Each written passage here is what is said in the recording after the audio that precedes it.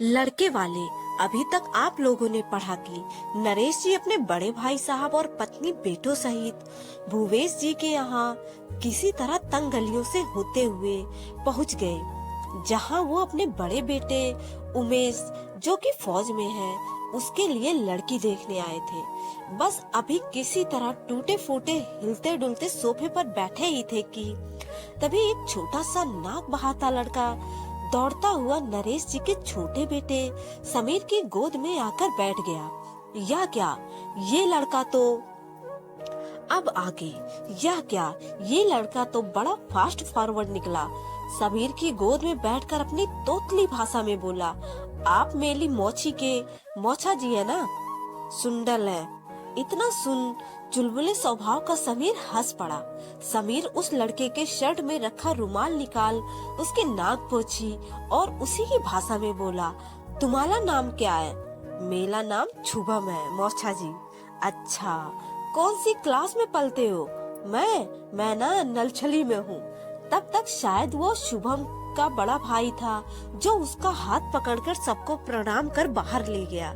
सभी लोग चारों तरफ देखने में लगे थे।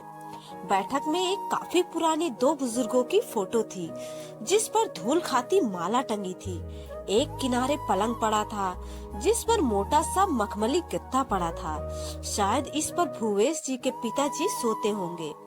इस बात का अंदाजा इससे लगाया जा सकता था कि पास में ही एक अलमारी, जिस पर अखबार बिछा हुआ था, उस पर कई सारे चूरन, दवाइयाँ, च्यवनप्राश, चश्मे का डिब्बा, एक तांबे का ढका हुआ लोटा रखा था।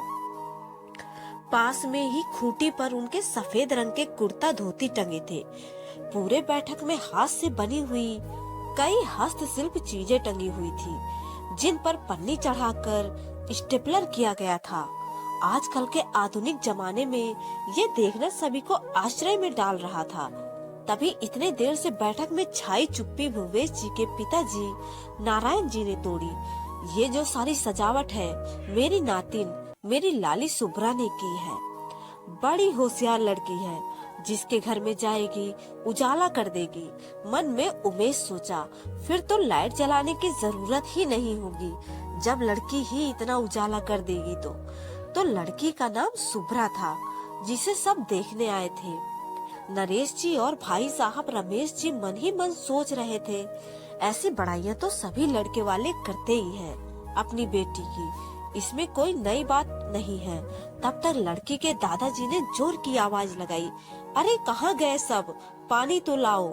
सबको बैठे हुए 15 मिनट हो गए। उनकी दहाड़ भरी आवाज सुनकर रसोई घर में जोर जोर की बर्तनों की आवाज आने लगी। कोई शायद काफी देर से नल से पानी भरने में लगा था। तभी घर की दो औरतें घूंघट करे हुई अंदर आई। हाथ में बड़ी सी थाल में लाया हुआ पानी और मिठाई रखकर चली गई। तभी नरेश जी सकुचाते हुए बोले, जी माफ कीजिएगा आप लोग, पानी समर का है। 2 दिन से बारिश रुक ही नहीं रही। पानी वाला, मिनरल वाला पानी लाया ही नहीं। आप लोगों को वही पानी पीने की आदत होगी ना।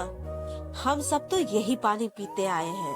अगर ना पिया जाए तो संकोच मत कीजिएगा, बता दीजिएगा, बगल वाले भाई साहब के यहाँ से मंगवा देंगे। इतना सुन तपाक से नरेश जी बोल पड़े, जी पहले ही समर के ठंडे पानी से का आनंद ले आए थे। अरे नहीं नहीं, हमने भी बचपन में समर का पानी खूब पिया है, बड़ा स्वादिष्ट होता है। उनके मुंह से यह बात सुन समीर और वीना जी ने नरेश जी की तरफ घूर कर देखा, क्योंकि ये वही नरेश जी हैं जो घर में एक दिन भी आरओ खराब हो जाए तो बाहर से बिस्लेरी की बोतल ले आएंगे। मजाल है जो नल का पानी पी ले। तभी बीना जी का ध्यान सभी पानी के गिलासों पर गया। 10 में से सभी गिलास अलग अलग डिजाइन और आकार के थे। इस बात से अंदाजा लगाया जा सकता था कि जिस घर में वो अपने बेटे के लिए लड़की देखने आए हैं, वो बहुत ही मध्यम वर्गीय है, क्योंकि ज्यादातर घरों में मेहमानों के आने पर एक ही आकार और डिजाइन के बर्तन निकाले जाते हैं। खैर, अब आप लोगों को आगे बताते हैं। समीर और उमेश ने अपनी भूवेश जी के भाई साहब के कई जगह आग्रह करने पर मिठाई उठाई ही थी कि तभी उमेश के हाथ पर छत से पानी की बूंद टपकी। समीर अपने भाई उमेश का चेहरा देख मुंह दबाकर हंसने लगा और इशारे से हाथ में लगी मिठाई खाने को बोला। उमेश ने समीर को गुस्से भरी आंखों से देखा तो समीर ने अपनी आंखें नीचे कर ली। तभी दादाजी जोर से चिल्लाए, मेघ आ गए, बाहर से सारे कपड़ा लत्ता उठा ला बबीता, देखना वो दातून और साबुन भी गीला हो गया होगा, उसे भी उठाकर रख दे। वो बड़बड़ाते जा रहे थे कि मैं ना हूँ इस घर में तो कोई काम ढंग से ना हो, सब निकम्मे हैं। बाहर बारिश तेज हो चली थी।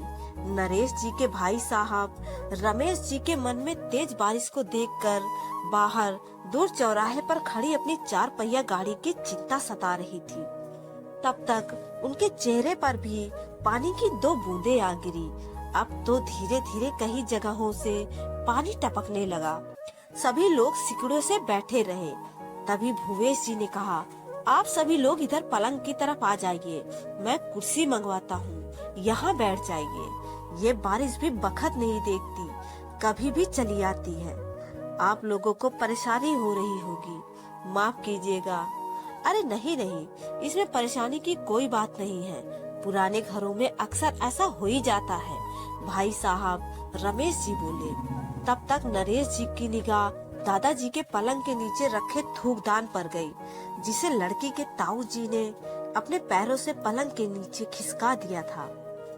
क्या पानी से ही पेट भरोगे इनका? चाय नाश्ता कब लाओगे? दादा जो गुस्से में बोले। बस बस अभी लाया पिताजी। शेष आगे। इस दिलचस्प कहानी में अंत तक बने रहिएगा। नरेश जी के बेटे उमेश का विवाह इस अजीबोगरीब घर में होगा या नहीं?